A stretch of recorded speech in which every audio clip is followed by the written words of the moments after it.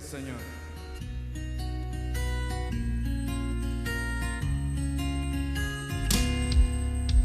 Como en un país extraño me encontré sin ti. No entendí el idioma ni las cosas que viví,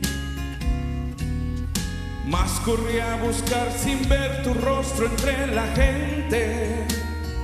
Y aún sin conocerte, convencido estaba de encontrarte a ti, de encontrarte a ti.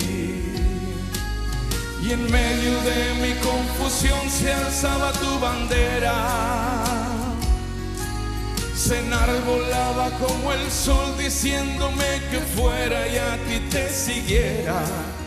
Y así me refugié en la cruz y en tu bendito amor. Bendito amor de nuestro Señor, que nos trajo de la tierra donde nacimos a este lugar a adorarle, a bendecirle.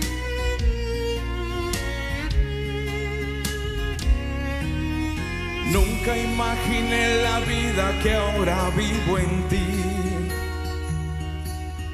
ni la gracia que me diste cuando a ti volví.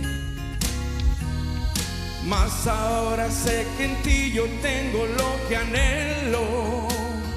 Tengo vida plena, tengo paz eterna si te tengo a ti, si te tengo a ti. Y en medio de mi confusión se alzaba tu bandera, se enarbolaba como el sol diciéndome que fuera y a ti te siguiera. Y así me refugié en la cruz y en tu bendito amor. Gracias, Señor. Gracias por tu infinita misericordia, Padre, que nos has guardado, nos has cuidado, nos has guiado, Señor. Honra y gloria a tu nombre, Jesús.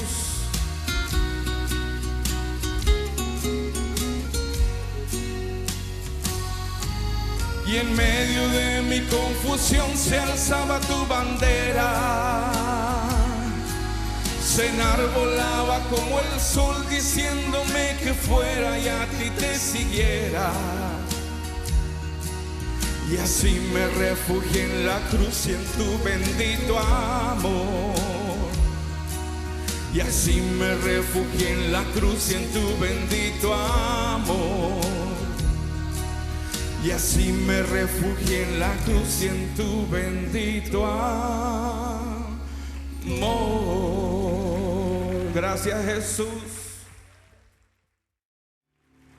Toda la gloria, toda la honra, toda la alabanza es para Él, para el Todopoderoso, para el que es y que era y que ha de venir con poder y gran gloria. Así te viene esta mañana, no te preocupes, mi hermano, mi hermana. ¿Cómo has venido? Veniste, el Señor te permitió estar aquí y eso es lo más importante, que estamos aquí para darle honra, para darle gloria, para darle alabanza.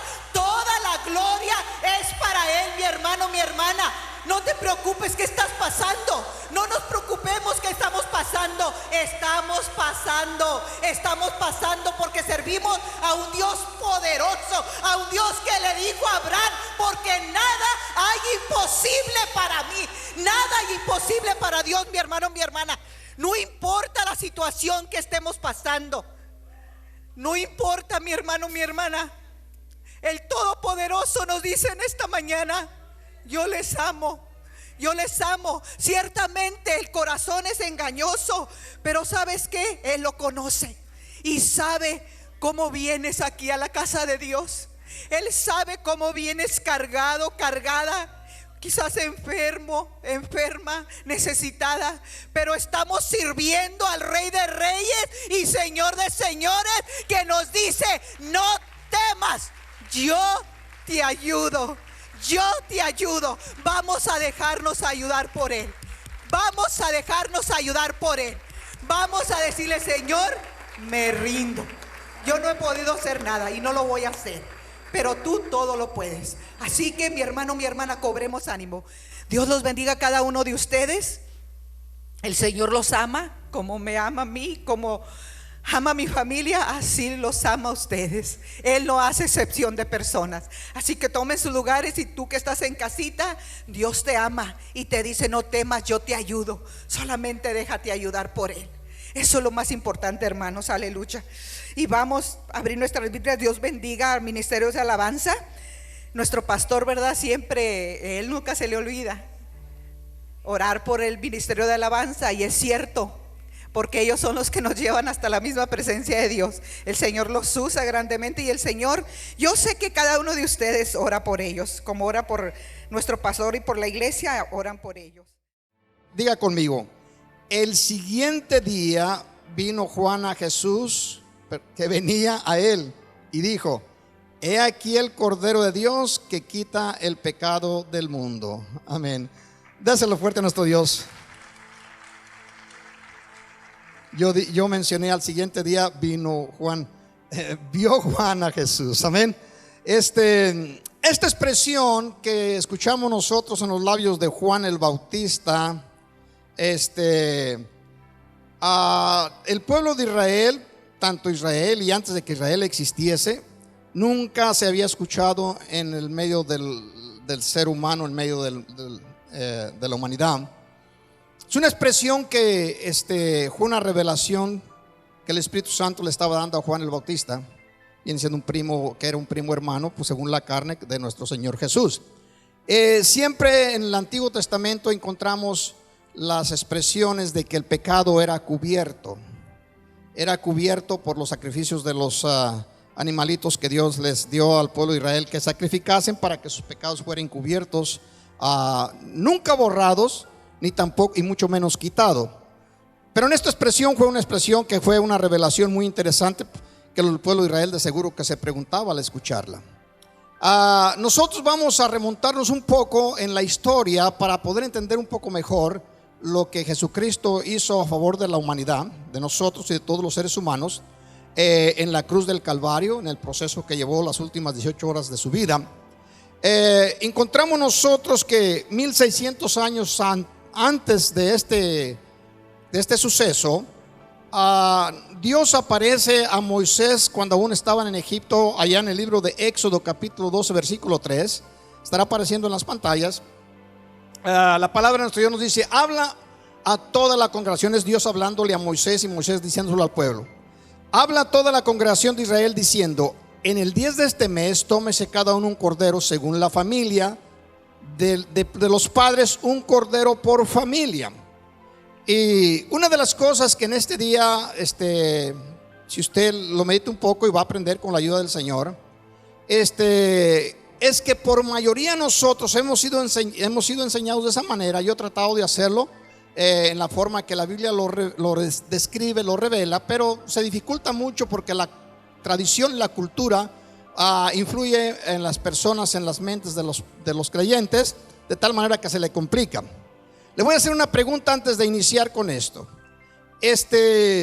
La deuda que estaba pagando nuestro Señor Jesucristo, ¿a quién se la estaba pagando?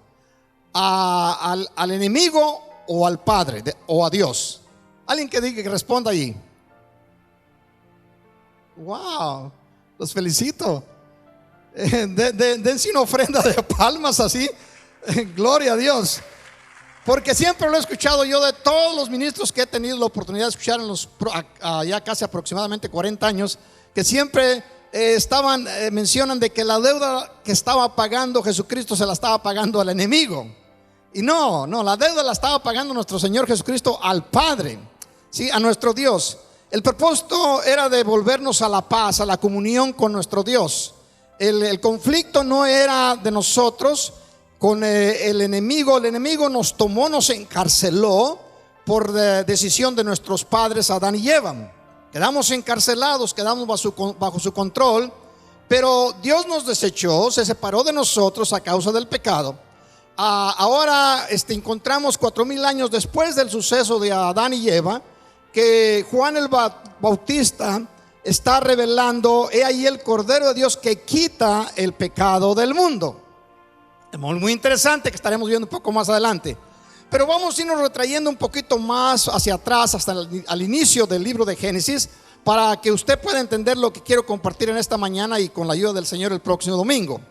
Volvemos unos 430 años más atrás del Moisés, donde Dios le dice a Moisés que le diga a cada familia que aparten un cordero según el número de los hijos de familia, y un cordero por familia, vaya la repetición. Y lo hacen conforme al mandato de nuestro Dios. Pero si nos remontamos 430 años más atrás, nos vamos a encontrar en Génesis capítulo 22 versículo 6 que Dios había pedido a Abraham, con el cual había hecho pacto, de redimir a la humanidad, bendecir a Abraham y redimir a la humanidad. Le está pidiendo a Abraham que le ofrezca en sacrificio a Isaac, su hijo. Y vemos nosotros en Génesis capítulo 26 versículo 6: y tomó a Abraham la leña del holocausto y la puso sobre Isaac su hijo, y él tomó en su mano el fuego y el cuchillo, y fueron ambos juntos. Diga conmigo: y fueron ambos juntos. Siempre he escuchado yo, si usted, o al menos de los ministros, que cuando Jesucristo estaba sufriendo, el que estaba derramando el fuego sobre Jesucristo, o el fuego era por causa del enemigo. Pero nos vamos a enterar algo muy interesante, que el que había orquestado todo este asunto, todo el sacrificio de Jesús, el que lo había preparado no fue Satanás, sino que fue Dios. Y es algo que nos puede mover un poquito, como dicen por ahí, el tapete. Vean mucho o ponga atención en Génesis 22, 6. Abraham es un tipo del Dios. Es un ejemplo, un simbolismo. Abraham representando a Dios entre los humanos, e Isaac representando a Cristo. ¿Sí? Ahora, y tomó Abraham la leña del holocausto, y la puso sobre ¿quién? Sobre Isaac su hijo. Lo mismo que va a acontecer más adelante, 4000 años o 2430 años más tarde. Dice que la puso sobre los hombros del muchacho. Ahora, otra de las cosas que también nos han enseñado las películas, y no es bíblico, y la gente lo tomó y corrió con ello, es que Isaac era un joven. Cuando la Biblia lo traduce un joven o el muchacho, en realidad Isaac no era un joven como lo menciona o lo trata de transmitir las películas. Isaac para este tiempo tenía 33 años de edad. Era un joven adulto, era un varón. Lo que la Biblia menciona en este caso es porque a veces la edad se midía de diferentes formas a como la midemos nosotros en estos tiempos. Pero Isaac sabía perfectamente lo que estaba aconteciendo, así como nuestro Señor Jesucristo sabía perfectamente lo que estaba sucediendo. ¿Cuántos lo creen de esa manera? Vea la última expresión que dice: el padre, que en este caso Abraham, llevaba el fuego, el juicio y el cuchillo. Era el padre quien llevaba estas herramientas. Y dice la escritura en la última expresión: y fueron ambos juntos. Lo vamos a ver más adelante de la misma forma. La expresión iban ambos juntos significa que estaban de acuerdo. El sacrificio de nuestro Señor Jesucristo, el proceso que estaba llevando, estaba de acuerdo con el Padre. Estaba en perfecta comunión. No era algo extraño, sabía perfectamente lo que iba a suceder. Ahora, nos encontramos nosotros que todo lo que Jesucristo estuvo sufriendo en este proceso, que fueron 18 horas, lo voy a explicar y algunos se van a preguntar: ¿dónde se encuentra eso, pastor? Cuando usted empieza a atar los versículos, la información bíblica, se da cuenta del asunto. Fueron 18 horas de sufrimiento en grupos de 6 horas, 3 grupos de 6 horas cada uno. ¿Por qué 6? Porque 6 fue el día en el cual Dios creó al hombre. La Biblia le declara como el día de hombre o el número de hombre. 6 días, que es un simbolismo a lo que estamos viviendo. Son 3 grupos porque Dios está pagando por el juicio que demanda un Dios trino: Padre, Hijo y Espíritu Santo. Y cada 6 horas son de diferentes niveles de juicio. ¿Sí? Ahora, esto nos afirma algo muy interesante.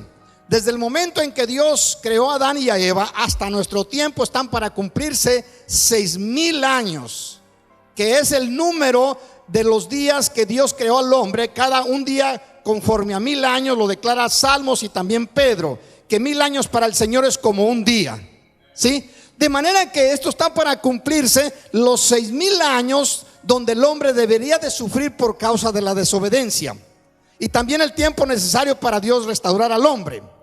Ahora, nos encontramos en el Evangelio de Juan, capítulo 10, versículos 17 y 18, una expresión de nuestro Señor Jesucristo muy interesante, que usted ya conoce, no es nada secreto para ningún creyente que ya tiene un tiempo en el Evangelio.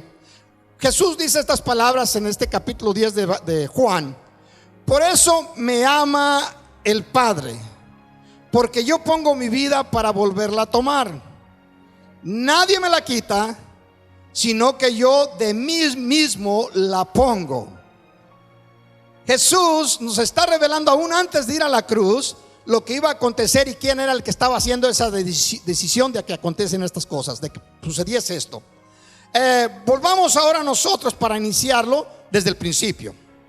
Sabemos que Jesús fue quien entregó su propia vida. Él fue el quien puso su vida. El Padre orquestó o armó o preparó todo para que Jesucristo muriera de la forma que usted y yo conocemos.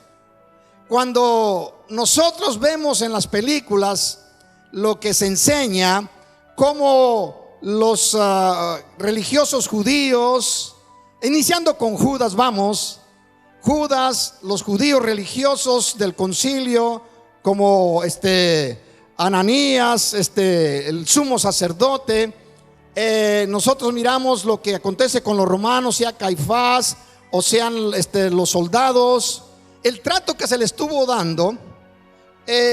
No dejamos o no podemos impedir el sentir ciertos sentimientos de decir: qué bárbaros, qué trato le estaban dando a alguien que era inocente. Y pues miramos a Judas con malos ojos, por decirlo de esa manera, tanto a Judas, a Caifás, a Ananías, a Anás, el sumo sacerdote, a los romanos. Pero déjeme decirle que cuando usted lo ve, si usted sabe lo que está aconteciendo, pues debe de dar lástima, porque estos, por la perversidad de su corazón, es que fueron elegidos para este servicio. ¿Por quién fueron elegidos? Por Dios. Dios los eligió para usarles como herramienta o instrumentos de descargar el juicio que la humanidad debería de recibir, descargarla sobre su Hijo Jesús. Por eso, cuando empieza uno a entenderlo un poquito mejor, entonces ya no los mira uno con tales sentimientos cuando está viendo estos acontecimientos en películas o algo similar. En Génesis capítulo 22, versículo 7 y versículo 8, la palabra de nuestro Dios nos dice después, cuando usted ya conoce lo que está sucediendo con Abraham, dice: entonces habló Isaac a Abraham, su padre, y dijo: Padre mío. Y él respondió: heme aquí, mi hijo. Y él dijo: he aquí el fuego y la leña, mas ¿dónde está el cordero para el holocausto? Y respondió Abraham: Dios se proveerá de cordero para el holocausto, hijo mío. Y luego la última expresión dice: ¿cómo? E iban juntos, o estaban de acuerdo. Lo que me llama mucho la atención es algo que nos vamos a ver más tarde, 2430 años más tarde lo vamos a ver en Jesús, que ponen sobre él, después de haber sido descargado el juicio que usted y yo conocemos sobre su cuerpo, ponen una cruz sobre sus hombros o un madero. Lo mismo que hizo Abraham al poner la leña sobre Isaac. Muy bien le había podido decir Abraham a su hijo: hijo, toma la leña. El muchacho tenía las fuerzas suficientes para hacerlo. Pero la Biblia se detiene para darnos este detalle tan interesante. Dice que Abraham tomó la leña y la puso sobre su hijo Isaac, sobre los hombros de su hijo Isaac. La leña va a ser la representación de la cruz más tarde. De manera que todo lo que acontece a Jesucristo, todo se va a cumplir con el paralelo en parte de lo que aconteció con Abraham y Isaac. Y dice la escritura: e iban juntos. Ahora vamos a remontarnos al principio de todo. Génesis capítulo 3, versículo 15, para poderlo entender un poquito mejor. Dice la Biblia que Dios viene ante el enemigo que había tomado control de la serpiente, que había seducido a Eva y Eva a Adán. Y entonces Dios lo llama a un reto. El hombre voluntariamente se había entregado al señorío del enemigo. Vamos, era por voluntad propia que lo hizo. Y quiero que entienda algo. Se le dice a la dispensación de ese tiempo la dispensación de la inocencia. No quiere decir que eran ignorantes, porque a veces la misma palabra puede a algunas personas como transmitirnos cierta clase de falta de conocimiento. Y no es así, claro. Tiene que ver con la cuestión de pecado. Inocente no tenía pecado. Adán y Eva eran unas personas con capacidades muy elevadas. Debemos de entender eso primero. Ellos tenían unas capacidades que hombre alguno en la faz de la tierra después de ellos ha tenido, ni Salomón. Adán y Eva habían sido creados inmortales. Eran superhombres, con un conocimiento casi al nivel de los ángeles, un poco menor que los ángeles. De manera que cuando Adán y Eva desobedecen a Dios, lo hacen con toda claridad, con un conocimiento propio, con intención bien definida. No queremos sujetarnos a Dios, queremos ser libres. La única forma de que el ser humano sea libre es si está bajo la cobertura de Dios. Usted y yo lo conocemos ahora. Pero Adán lo hizo con este conocimiento, de modo que al entregarse al enemigo, al ofrecerse a ser vamos a decir, ser parte del reino del enemigo, nuestro Dios lo pierde. Pierde a Adán y pierde a Eva, y ellos quedan, y toda su descendencia quedan cautivos, quedan encarcelados. Todo ser humano que no ha recibido a Cristo como su Señor y Salvador, aunque no lo quiera creer o entender, está encarcelado por el enemigo. Cuando una persona no se sujeta a Cristo, no se entrega a Cristo, no le ofrece su vida a Cristo de voluntad propia, está esclavizado por el enemigo. Lo tiene encarcelado, ¿sí? Pero Cristo Jesús dice que Él vino a libertarnos, vino a iluminarnos, vino a darnos luz, vino a abrirnos los ojos para entender cuál era nuestra condición. Bendígalo al Señor si lo siente en su corazón. Dios le hace un reto al enemigo estando en la serpiente, que para todo eso la serpiente no se miraba como se ve en este momento. Era el animal más precioso, el animal más capaz de todos los animales que Dios había creado. Tenía conversaciones con Eva constantemente. Pero entonces Dios viene, dice al enemigo que estaba en la serpiente, dice: y pondré enemistad entre ti y la mujer, y entre tu simiente y la simiente tuya. Esta te herirá en la cabeza y tú le herirás en el calcañal. En otras palabras, esta simiente te va a destruir totalmente tu reino. Aunque tú vas a herirle en el calcañal, es en el talón, es un simbolismo de caminar. Lo que está diciendo Dios: tú vas a tratar de impedirle su camino, vas a tratar de intervenir en él, de que camine en la forma correcta. Tú vas a dañarlo en el talón, pero él te va a dañar en la cabeza, él te va a matar, él te va a destruir. Y Jehová Dios hizo al hombre, y Jehová Dios hizo al hombre y a su mujer túnicas de pieles y los vistió. Todo mundo cree, todo teólogo cree que fueron unos corderos a los cuales Dios sacrificó, corderos para todo esto inocentes, que no merecían morir. Dios les quitó la piel y la puso sobre Adán y sobre Eva. De modo que ya entendemos lo que está sucediendo. Dios ahora, y yo sé que si lo digo de una forma quizás no clara, posible pueda malinterpretarse. Hasta cierto punto, Dios vino a ser el responsable de unos animalitos que no debían de morir, por tratar de cubrir o por cubrir al hombre. Y en eso Dios decidió que Él mismo iba a pagar por haber hecho tal acción y poder redimir al hombre. Lo vamos a ver más adelante. De manera que la razón por la cual Dios sacrificó estos animalitos era para cubrir la desnudez de los seres humanos, en este caso nuestro padre Adán y Eva.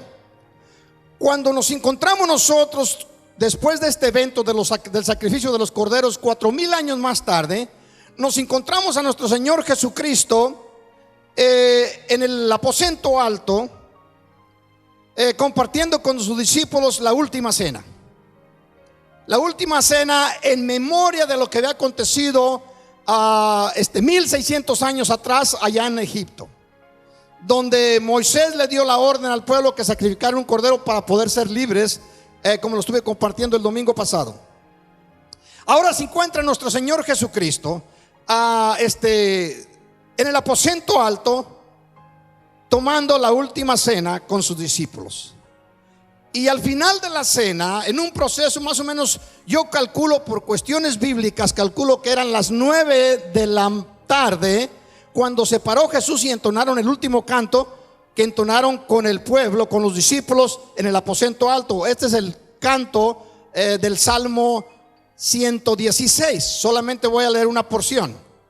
En ese salmo encontramos nosotros en el versículo 13, hablando en forma profética David lo que iba a suceder con su descendiente, a quien usted y yo conocemos como Jesús. Dice: tomaré la copa de la salvación e invocaré el nombre de Jehová. Es lo que está diciendo proféticamente David, que iba a cumplirse en el Mesías. Y luego dice, esta es la última porción del canto, una porción del canto: ahora pagaré mi voto a Jehová. La deuda del hombre no era con el enemigo, era con Dios, para volvernos a la comunión con Dios. Dice: ahora pagaré mis votos a Jehová delante de todo su pueblo. Estimada es a los ojos de Jehová la muerte de sus santos. Lo que está diciendo proféticamente el rey David con respecto del Mesías, que él iba a pagar la deuda a Dios por el pueblo, y que todo el pueblo se iba a enterar de la forma en que el Mesías lo iba a hacer. Terminando el canto, salieron y empezaron a iniciar las últimas tres, o el grupo de 3 horas, o 3 grupos, me estoy enredando, 3 porciones de 6 horas, de 6 horas cada uno. El primero va a ser mental. El primer porción de 6 horas va a ser mental, de las 9 de la mañana a las 3, de las 9 de la tarde, perdón, de ese día a las 3 de la mañana. Vamos, 6 horas. Jesús sale del aposento alto. Desde ese momento empieza a caer el pecado de la humanidad sobre él. Jesús no cargó con el pecado de toda la humanidad desde que nació. Desde el momento en que nació Jesucristo hasta los 33 años y medio, según se conoce, Jesucristo no tuvo ningún pecado. Nunca conoció el pecado. Y si alguien hubiera querido quitarle la vida a Jesús en ese proceso de tiempo de los 33 años y medio, era imposible. Jesús era inmortal, cosa que nosotros no tomamos en cuenta. Lo que hace al hombre mortal es el pecado. De modo que esos 33 años y medio Jesús no tenía absolutamente ninguna falta. Nunca conoció esa falta. Nunca conoció el mal, por lo cual era imposible que se le quitase la vida.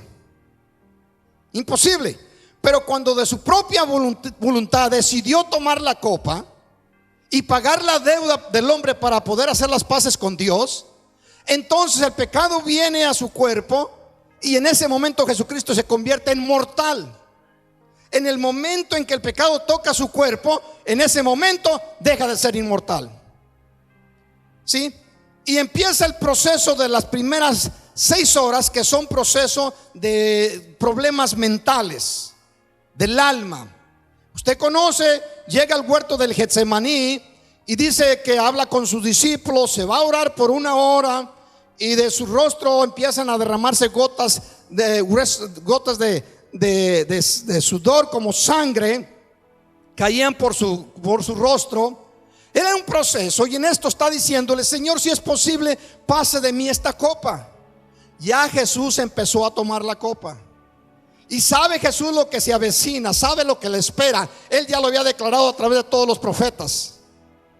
Y él está diciendo: si hay alguna otra forma de que este sufrimiento yo tenga que pasarlo, sin tener que ir a través de la cruz, etcétera, etcétera.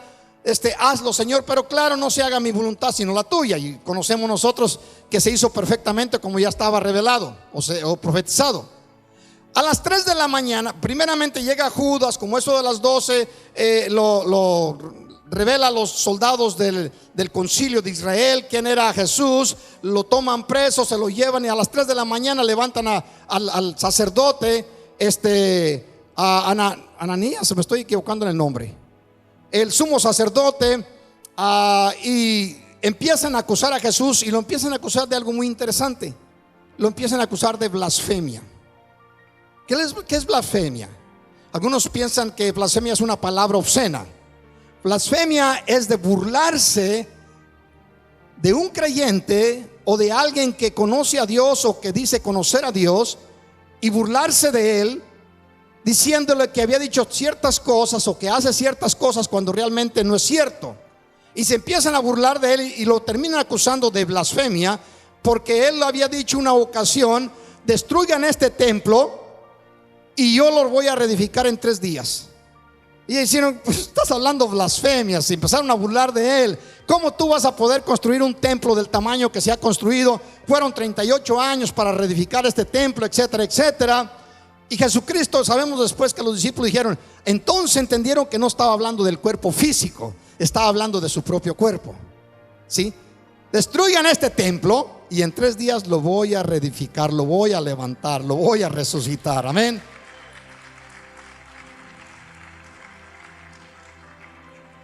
Después nos encontramos a las que como a las 3 de la mañana, después por 3 horas lo estuvieron acosando. A las 6 más o menos, eso ya son términos que se calculan más o menos. A las 6 de la mañana lo llevan ante Pilato.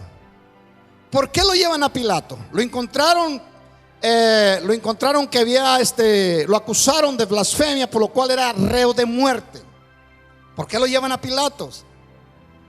Pilato no tenía nada que ver en el asunto. Lo llevan a Pilato porque ellos conocían la forma, conforme la ley, que podían quitarle la vida a un blasfemo. A una persona que blasfemase contra Dios, lo que los judíos podían hacer era darle de piedras. En otra manera, tenían que apedrearle y matarle con piedra. Ellos no tenían por la ley libertad para llevarlo a la cruz. Pero si la Biblia constantemente estaba hablando de una forma peor o más terrorífica de muerte que el simple hecho de ser tapado con piedras, lo que usted ya conocemos de la cruz, para que se cumpliese lo que dijo el profeta Isaías en el capítulo 53, que había sido desfigurado más que todos los hijos de los hombres. Amén. De manera que están cumpliendo todas las profecías y el Señor lo va a hacer. Le llevan ante Pilato porque los únicos que tenían la autoridad para crucificar a un reo eran los romanos. No lo podían hacer los judíos. Entonces lo llevan ante Pilato. Pilato lo empieza a interrogar. No encuentra absolutamente ninguna falta en él para ser digno de muerte. Por un momento alguien dice que era un nazareno. Lo llevan ante Herodes, el rey de Israel. Se burla de Jesús. Lo retorna otra vez con Pilato. En un proceso de 3 horas, de las 6 a las 9 va a ser todo esto. Pilato lo primero que hace es mandarlo a azotar. Después que ya no podía impedir, lo manda a azotar. A todo esto hay un momento, un espacio que uno de los evangelistas nos revela, que Pilato dice, se le prendió el foco y dice, ya sé lo que tengo que hacer. Cada año de la fiesta, en memoria de que un día Dios sacó a su pueblo de Egipto, no que fuera Pilato creyente, pero era una costumbre, una tradición, se soltaba un reo de los cautivos de Israel que tenían los romanos. Entonces les dice, tráiganme al reo tan odiado del pueblo y odiado de todo el gobierno. Y le trajeron a un hombre llamado Barrabás. Barrabás, que cuando usted estudia Barrabás, Bar, que significa hijo, y Abba, que significa padre. Barrabás. Entonces llevaron a Barrabás delante del pueblo y pusieron a Barrabás a un lado de Jesús y le dijeron, ¿a quién quiere que les entregue? ¿A Jesús llamado el Cristo o a Barrabás? Lo que estaba diciendo Pilato, sin saberlo, en el idioma griego, estaba diciéndoles, ¿a quién les entrego? ¿Les entrego al Salvador? llamado ungido, o les entrego al Hijo del Padre. Y todos dijeron: entréganos al Hijo del Padre. Estos, queriendo excusar lo que estaban haciendo, sabían perfectamente que Jesucristo había hecho obras y les había manifestado de que Él era el Mesías. Pero el espíritu religioso y perverso que existía en los corazones de cada uno de ellos lo llevaron a la muerte, todo para cumplirse lo que estaba escrito de Él. Aproximadamente 300, según los hombres estudios, 300 profecías desde antaño se cumplieron en la vida de Jesucristo en los últimos 6 días de su existencia en la tierra. Todas estas 300 profecías se cumplieron al pie de la letra. ¿Qué es lo que nos produce nosotros cuando miramos estas cosas? Produce en nosotros fe. Porque al momento que usted empieza a ver estas cosas, dice: todo lo que la Biblia dice es perfecto, es verdad y es eterno. Todo, absolutamente todo. El que alguien no lo quiera creer es asunto de él o de ella. Después que se decidieron por Barrabás, Pilato, como era costumbre, lo mandó a azotar para purificarle. Hacen algo muy interesante. Lo primero que hacen los romanos, le quitan sus ropas. Una ropa que era de una hechura sin costura, vamos, la habían hecho exactamente para él. Y le quitan la ropa para azotarlo. Lo azotan con sus 39 azotes. Pero usted ya conoce la información que se nos da por medio de los estudiosos bíblicos. Los azotes que se usaban en ese tiempo eran unas herramientas, un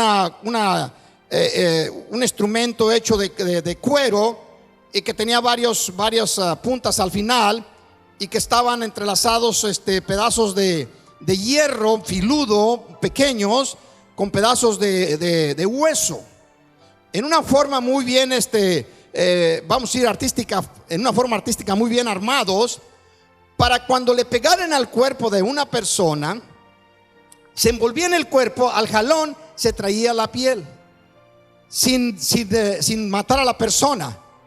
De otras palabras, cuando terminan con los 39 azotes, según la Biblia, conforme el libro de Levíticos, la piel del cuerpo de Jesús tenía que ser arrancada. Dios lo había dicho, que cuando le llevaran ese sacrificio tenían que desollarle la piel, tenían que quitarle la piel. ¿Por qué tenían que quitarle la piel? Porque Dios, en una forma brusca, había quitado la piel de unos corderos en el inicio para tapar a Adán y a Eva. Entonces eso se practicó, Dios lo demandó, de manera que para cuando terminan con los 39 azotes, Jesús ha perdido la piel de todo su cuerpo, del cuello hacia todo su tórax, su espalda, había perdido la piel. Y luego, después que le quitaron la piel, lo levantaron y lo llevan los soldados y hacen algo interesante. Como le habían quitado la primera ropa, ahora le ponen un vestido real, una bata real. Posiblemente la trajeron con Herodes. Le pusieron una vestimenta real y le hacían caravana, o le hacían reverencia, y le decían Jesús, o le decían: Rey de los judíos, salve, Rey de los judíos. Y le hacían caravana allí, postrándose ante él y burlándose de él. Le ponen una vara en su mano. La escritura dice que un leño. Le pusieron en la mano un leño. ¿Para qué? Para poder burlarse de él, diciendo: si eres el Rey de los judíos, necesitas un cetro. De manera que a Jesucristo, cuando agarró, le pusieron el cetro en la mano, no lo aventó. ¿Por qué? Porque iba a cumplir todas las profecías. Y con el cetro en la mano le hacían caravana a todos, y él ahí, sangrando de su cuerpo, se quedaba viéndole sin abrir su boca. La escritura nos dice que como cordero mudo, fue al matadero y no abrió su boca. No abría absolutamente. El próximo domingo les voy a explicar por qué razón. Esto es importantísimo que lo entiendan. Él agarraba a la gente la caña, después de habérsela dado y haberle hecho caravana allí, burlarse de él, riéndose de él y escupiéndole. Agarran la vara o el leño, lo quitan de su mano y le empiezan a golpear en la cabeza. Después de darle golpes en la cabeza, donde empezó a sangrar la cabeza y el rostro, entonces viene otro por allí y dice: ahora pues es un rey, le poniendo una corona. Y le pusieron una corona sobre su cabeza. Cuando terminaron de hacer todo esto con él, entonces le quitan el manto real y le ponen su ropa que había traído de Galilea o de Nazaret. su ropa, que después los romanos iban a apostar por ella. No iban a apostar por una ropa despedazada, no, por todo esto está sucediendo para que se cumplieran las profecías de antaño. Y le ponen su ropa de retorno y vienen y agarran una cruz, un palo, y lo cargan sobre sus hombros. Al cargar los hombros, entonces lo empiezan a llevar desde las 6 de la mañana a las 9 de la tarde. Ahora por 3 horas se encuentra Jesús ahora en el monte Gólgota, o el monte de la calavera, como se le dice. Se encuentra Jesús donde lo están acomodando en una cruz.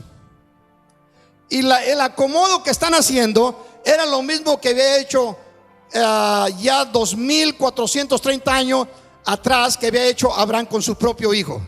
Si usted ve en Génesis, dice que Abraham puso a su hijo sobre la leña y lo acomodó y lo ató a la leña.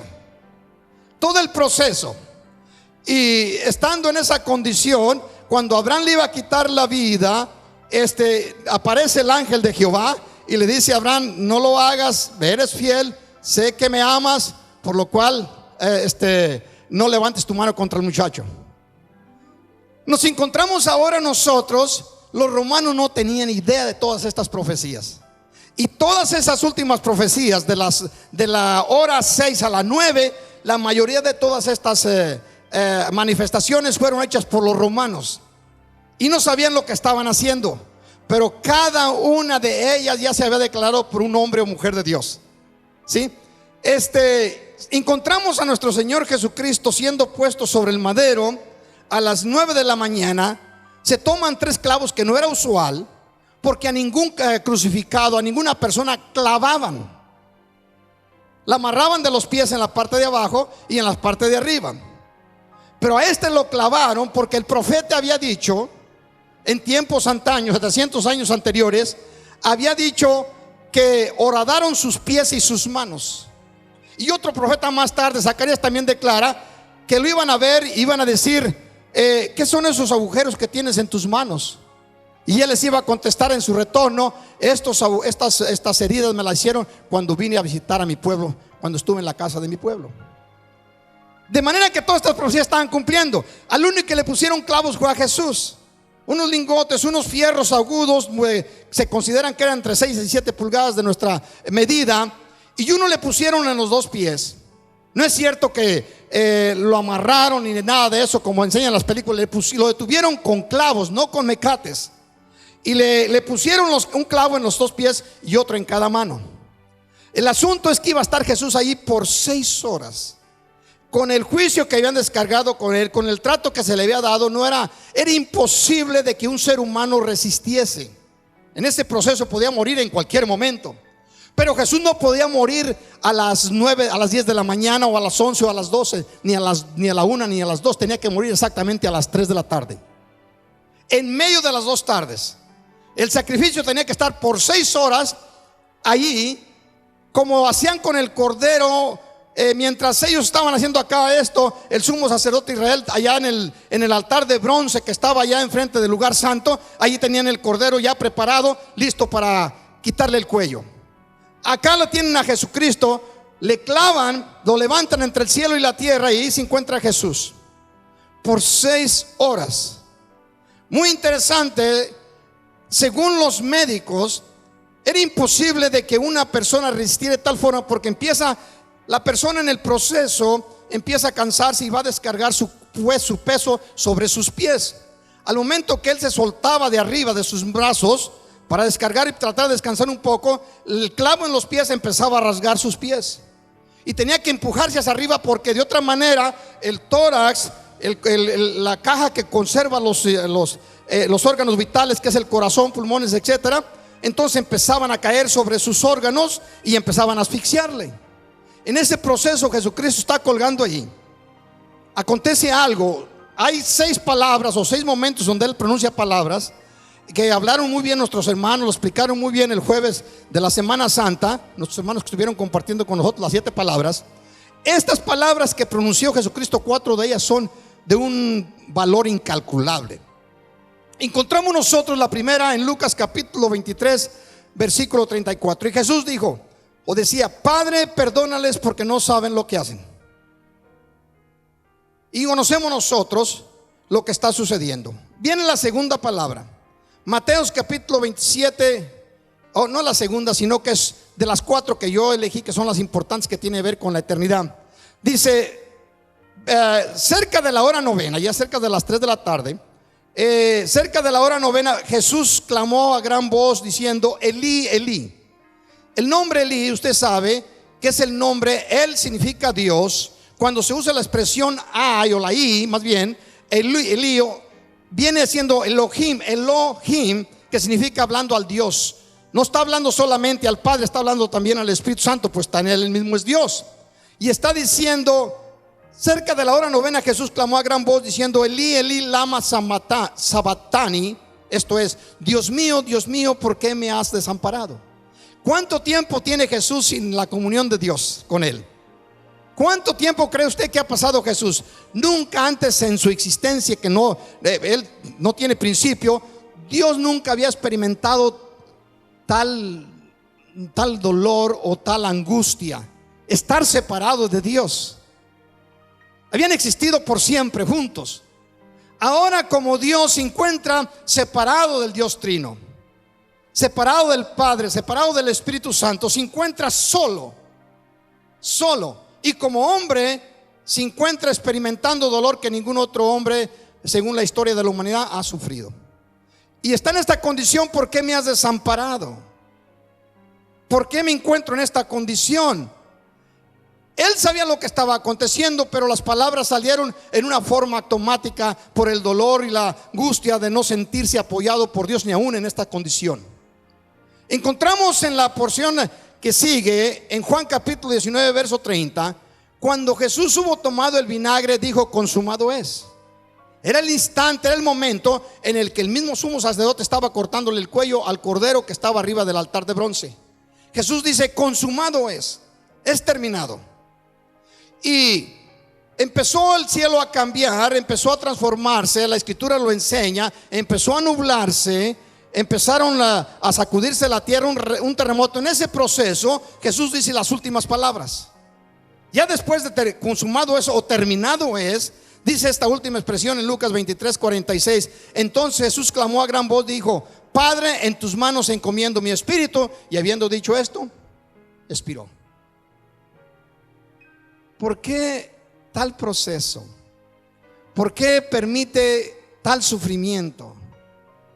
Porque Jesús está haciendo algo para pagar una deuda que era imposible que el ser humano pagase.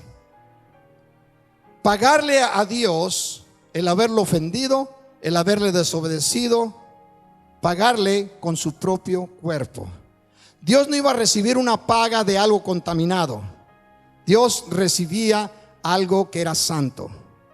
El cuerpo del Señor Jesucristo, por acción propia, nunca tuvo pecado. El pecado fue el quien lo llevó a la muerte, como el pecado lleva a la muerte a todos los seres humanos. En ese momento Jesucristo terminó de pagarle a nuestro Dios la deuda que había entre los hombres y Dios. En ese momento nos abrió la puerta para poder tener comunión con el Padre eterno. Y toda persona que recibe a Cristo como su Señor y Salvador tiene libertad, tiene una puerta abierta para comunicarse con su Padre por medio de Jesucristo. Sí, déselo a nuestro Dios. Está aconteciendo algo que voy a tratar de enseñar, si el Señor lo permite, para el próximo domingo, que va a traer una revelación de todo lo que estoy hablando de una forma más clara. Recordemos lo que está aconteciendo en Juan capítulo 14, versículo 30, como inicié. Este es otro versículo que quería tocar.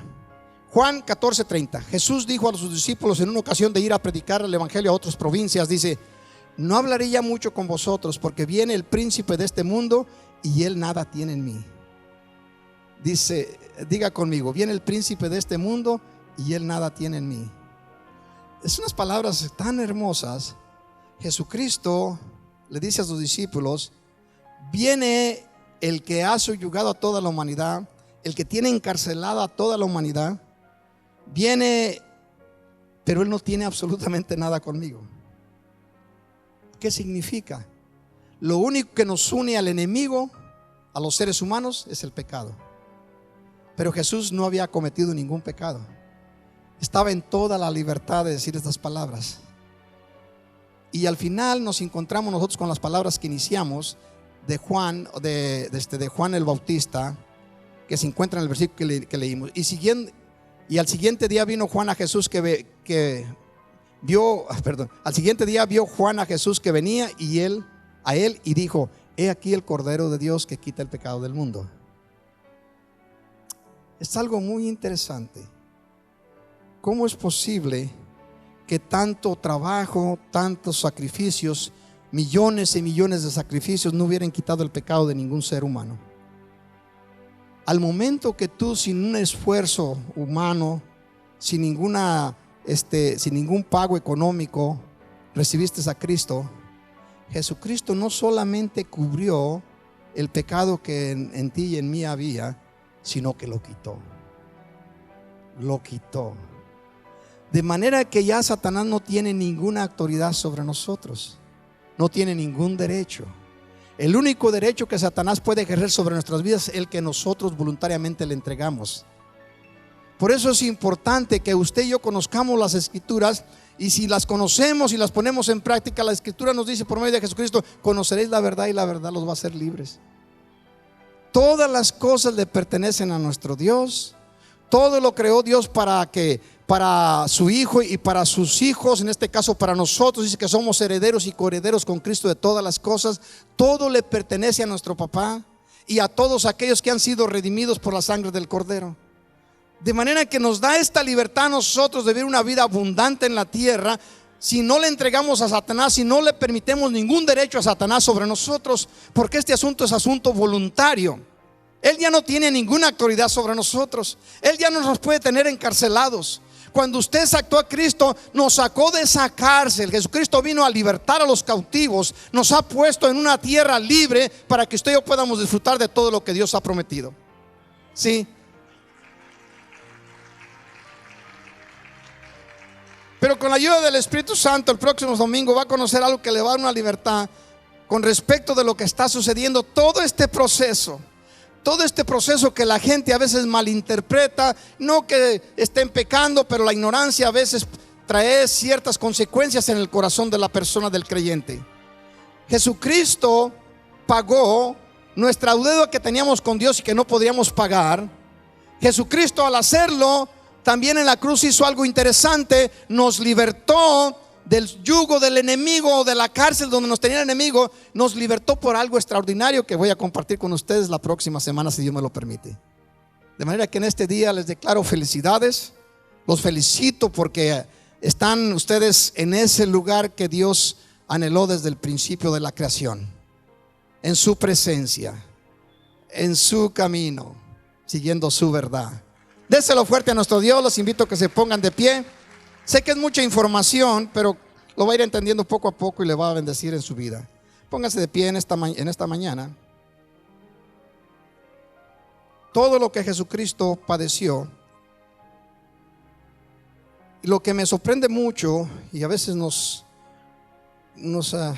hace pensar: wow, todo esto era algo que el Padre ya había preparado. ¿Por qué lo hizo de esta manera? Hay unas cosas que solamente vamos a entender cuando lleguemos allá. Pero tu deuda no la podía pagar el hombre. La Biblia lo enseña claramente, que lo iba a hacer un hermano de nosotros. Se lo dijo Moisés al pueblo: Dios va a levantar un profeta de en medio de vuestros hermanos como a mí. A él escúchenle en todo lo que él les diga. Y toda persona que no lo escucha a él, dice Moisés, será cortado y quitado del pueblo, desarraigado del pueblo. ¿Quién iba a pensar que 1600 años más tarde, una jovencita que para este tiempo ya era una mujer, iba a decir las palabras muy similares que había dicho Moisés a Israel cuando lo sacó de la tierra de Egipto? Usted se recuerda de la fiesta en Caná de Galilea. Dice la historia bíblica que había sido invitado Jesús y sus discípulos, a esta celebración, a estas bodas que tienen un significado profético. Y estando ahí, María viene y le dice a Jesús, le dice: ve que ya se les terminó el vino, no tienen vino. Jesús le responde: ¿qué tienes conmigo, mujer? Aún no ha llegado mi hora.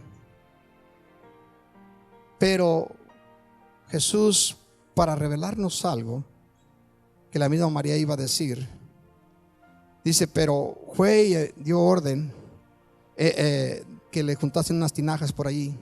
Y María dijo algo muy interesante. Después de que Jesús le dijo: ¿qué tienes conmigo, mujer? Aún no ha llegado mi hora. Entonces fue María con los trabajadores, pues tal parece que ella la encargada, y les dijo a aquellos: hagan todo lo que Él les diga. Hagan todo lo que Él les diga. Por eso, cuando tú tienes en tus manos su palabra, que es ese Dios revelado lo tienes en tus manos, lo que tienes que hacer: haz lo que Él te dice. Haz lo que Él te dice. Tus ojos cerrados. Bendice a nuestro Dios.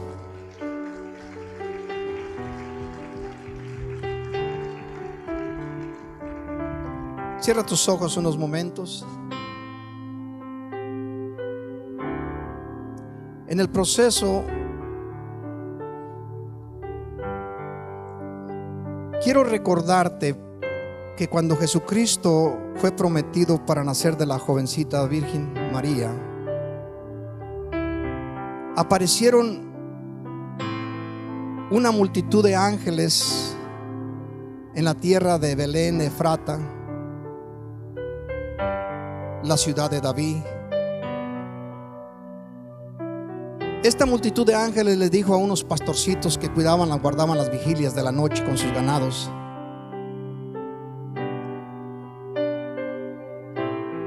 y empezaron a entonar una estrofa celestial, y en ella declararon algo muy interesante: paz en la tierra de Dios para con los hombres. Paz. Esto es lo que llevó a Jesucristo a la cruz, para darnos paz a los que estábamos cautivos, volvernos a la comunión con el Padre. Ahora, por eso nosotros tenemos el conocimiento de las últimas palabras de Jesús, no de las últimas, sino unas de las últimas palabras, cuando les dice a sus discípulos: mi paz os doy, mi paz os dejo.